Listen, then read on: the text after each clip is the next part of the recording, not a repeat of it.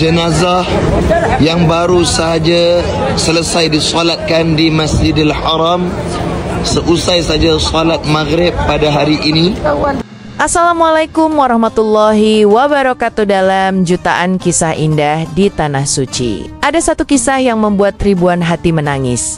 Bahkan, langit pun seolah ikut bersaksi. Seorang anak laki-laki sederhana, tak dikenal banyak orang, menggendong ibunya yang sudah renta dalam pelukan penuh cinta, menyusuri lingkaran Ka'bah saat melakukan tawaf. Namun, siapa sangka langkahnya yang tulus itu adalah langkah terakhirnya di dunia.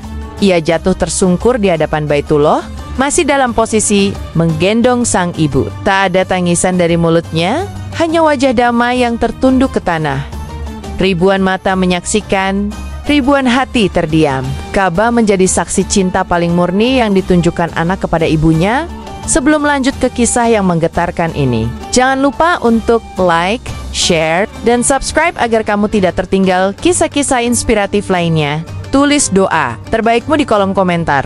Semoga setiap dari kita diberikan kesempatan untuk berbakti hingga akhir hayat seperti pemuda ini. Ia datang dari negeri yang jauh, hanya membawa satu tujuan: menyenangkan hati ibunya yang telah lama merindukan Ka'bah. Ibunya lumpuh sejak lama, namun ia tak pernah mengeluh. Ia menabung selama bertahan-tahan, bukan untuk dirinya, tapi untuk mewujudkan impian sang ibu, bertamu ke rumah Allah, tak mampu membeli kursi roda atau jasa dorongan khusus. Ia memilih untuk menggendong ibunya dengan kain panjang yang diikatkan di punggung. Dari Mikat hingga Masjidil Haram, ia berjalan perlahan, memastikan setiap langkahnya adalah bagian dari amal terbaiknya. Tak sedikit jamaah yang menangis melihat pemandangan itu. Sepanjang perjalanan, sang anak tak banyak bicara. Berdoa dalam hati agar ibunya kuat, agar Allah ridho, sementara sang ibu terus berzikir pelan. Kepalanya bersandar lemah di bahu anaknya. Mereka tampak seperti dua jiwa yang saling bertaut dalam keikhlasan dan cinta. Setibanya di depan Ka'bah, ia berbisik ke telinga ibunya, "Bu, kita sudah sampai. Ini Baitullah." Air mata sang ibu menetes membasahi pundaknya. Dan tawaf pun dimulai perlahan, pelan, tapi penuh makna. Dalam kerumunan jamaah yang tak henti mengelilingi Ka'bah, sang anak tetap tegak. Ia menahan lelah dan panas yang menyengat. Tapi tak sekalipun ia mengeluh. Keringat membasahi wajah dan bajunya. Tapi yang terpancar hanyalah senyum penuh kesabaran. Beberapa orang berusaha menolong, menawarkan kursi roda atau bantuan tenaga. Namun dengan sopan, ia menolak. "Biarkan aku yang menggendongnya. Ini tugasku sebagai anak." Kalimat itu membuat yang mendengar terdiam. Betapa kuat cinta seorang anak kepada ibunya. Ibunya terus berdoa dengan suara yang nyaris tak terdengar. Sesekali ia membelai rambut anaknya yang mulai basah karena peluh. Hati mereka seakan menyatu dalam zikir dan air mata. Ka'bah menjadi saksi cinta yang tulus dan tanpa batas. Setiap langkah dalam tawaf itu bukan hanya ritual. Itu adalah bentuk nyata dari surga yang berada di bawah telapak kaki ibu. Dan pemuda ini seakan sedang menjemput surga itu dengan cara paling mulia, menggendongnya. Ketika putaran ke-6 dimulai, langkah sang anak mulai gontai. Pundaknya gemetar, peluhnya makin deras, dan wajahnya mulai pucat. Tapi ia tetap berjalan, menunduk, dan terus mengucap. Sang ibu yang menyadari anaknya mulai kelelahan berbisik, "Nak, berhenti dulu." Namun ia hanya membalas dengan senyuman kecil dan berkata, "Tidak, Bu, ini belum selesai. Kita harus menyelesaikan tawaf ini bersama." Kalimat itu menjadi kalimat terakhirnya. Tiba-tiba di putaran ke-7, tubuhnya lunglai. Ia jatuh ke depan, tetap memeluk ibunya erat agar tak terbentur. Jamaah di sekitarnya berteriak kaget. Beberapa orang berlari mendekat, membopong sang ibu, dan mencoba membangunkan si anak. Namun ia telah pergi. Wajahnya tenang, mulutnya masih basah dengan zikir, dan tubuhnya rebah dalam posisi sujud di hadapan Ka'bah, di tempat paling mulia di bumi. Ia meninggal dalam keadaan yang diimpikan oleh ribuan jiwa husnul khatimah. Ketika kabar tersebar bahwa sang anak telah wafat saat menggendong ibunya dalam tawaf, tangis pun pecah di Masjidil Haram. Orang-orang yang melihat kejadian itu menangis, terseduh, bahkan beberapa petugas menangis saat mengangkat jasadnya. Tak ada yang mengenalnya. Ia bukan orang terkenal, tapi cinta dan baktinya melampaui batas-batas dunia. Ia menjadi simbol dari sabda Rasulullah, ridha Allah tergantung pada ridha orang tua, dan ia meninggal dalam ridha ibunya.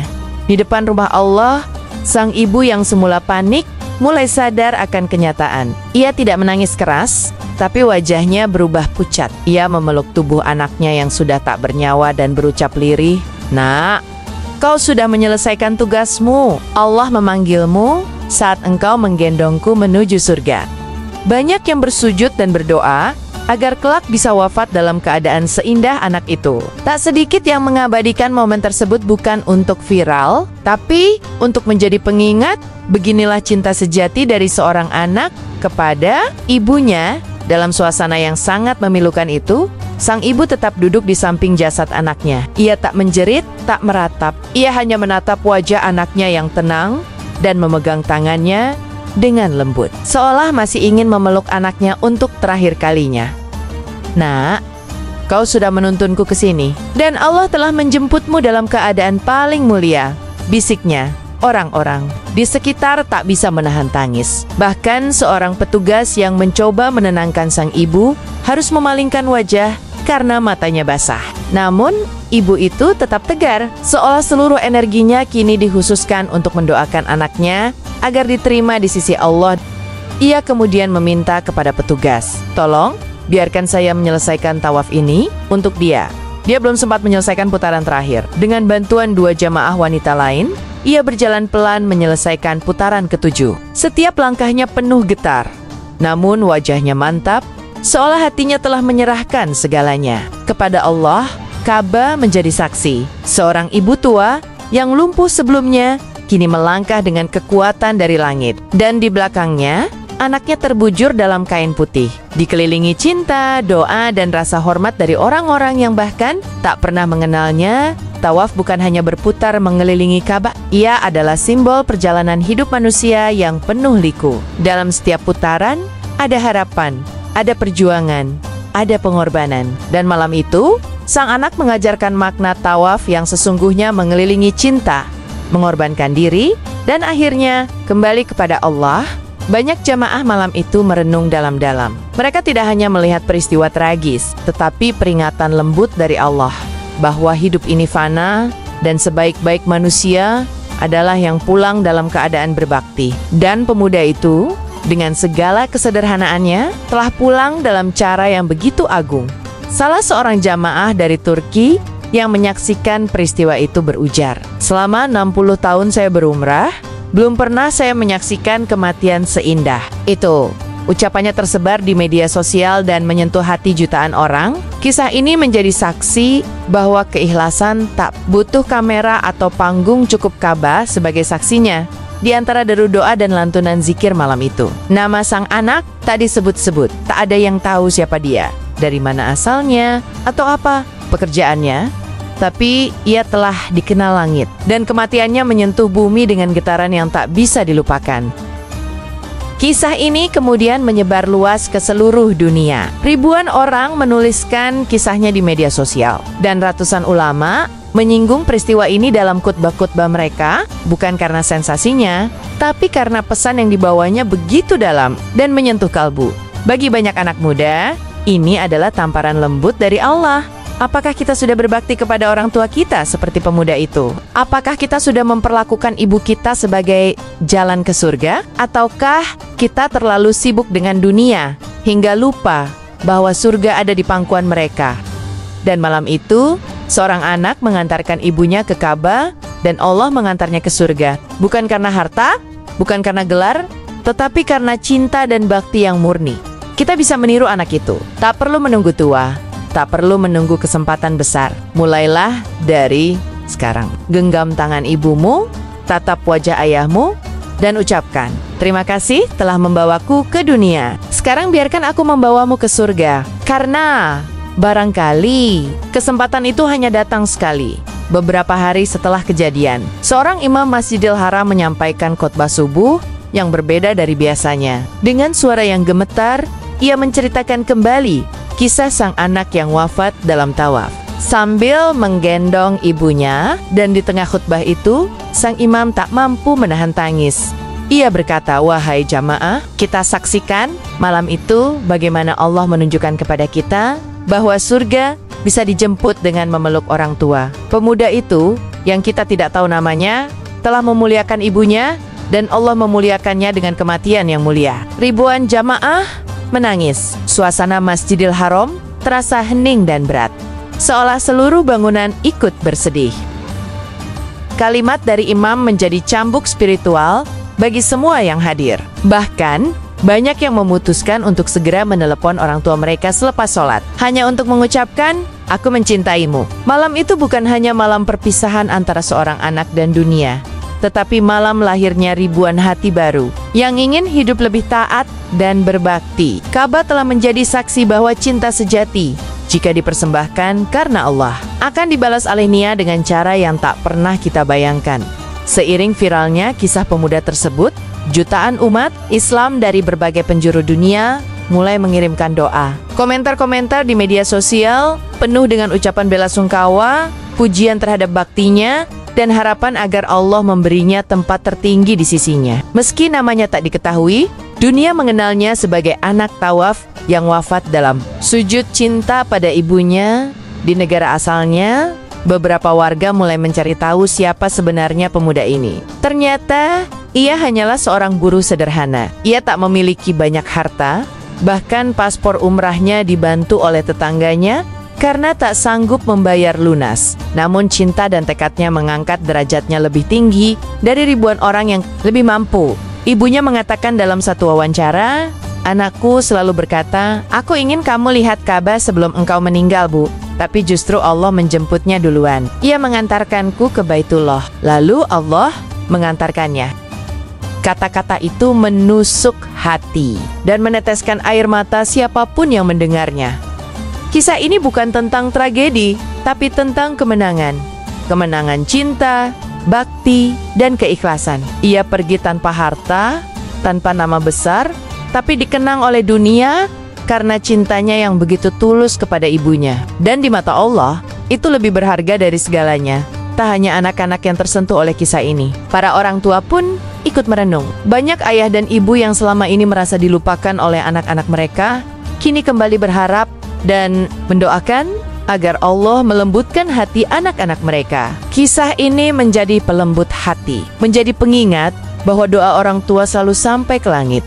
Seorang ayah di Pakistan bahkan menangis ketika menceritakan bahwa ia memaafkan anaknya yang sudah 5 tahun tak pulang setelah menonton video kisah ini. Seorang ibu di Yogyakarta berkata, "Aku selalu berharap ada anak seperti dia di dunia ini. Semoga Allah membalas setiap langkahnya dengan syurga." Bagi para orang tua, kisah ini adalah pengingat untuk terus mendoakan anak-anak mereka, membimbing mereka dengan kelembutan, dan mengingatkan mereka akan pentingnya birrul walidain, berbakti kepada orang tua. Sebab anak yang baik lahir dari doa dan kesabaran orang tua. Dan bagi para anak, inilah waktunya kembali pulang. Bukan hanya secara fisik, tapi juga hati. Mungkin belum terlambat untuk meminta maaf, untuk sekadar memeluk, atau hanya mengatakan, "Aku mencintaimu, ayah, ibu." Sebelum waktu memisahkan, setiap kisah kematian selalu membawa satu pesan utama. Waktu tak bisa diputar ulang. Sang anak tidak tahu bahwa malam itu adalah malam terakhirnya. Ia hanya ingin membahagiakan ibunya. Ia tidak tahu bahwa tawaf itu adalah penutup perjalanan dunianya, tapi ia mengisinya dengan amal terbaik. Berapa banyak dari kita yang menunda-nunda berbuat baik pada orang tua, menunggu momen yang sempurna, padahal waktu tidak pernah menjanjikan kesempatan kedua. Pemuda ini tak menunggu kaya, tak menunggu mapan, ia hanya bertindak dengan cinta yang ada saat itu juga. Betapa banyak dari kita yang ingin membahagiakan orang tua, tapi terlalu larut dalam kesibukan dunia. Kita lupa bahwa ibu dan ayah kita tidak muda lagi. Setiap detik mereka menua, dan suatu saat hanya akan menjadi kenangan. Kisah ini adalah alarm hati bahwa waktu itu terbatas. Hari ini, mungkin kita masih bisa menelepon ibu, memeluk ayah, atau sekadar menatap wajah mereka.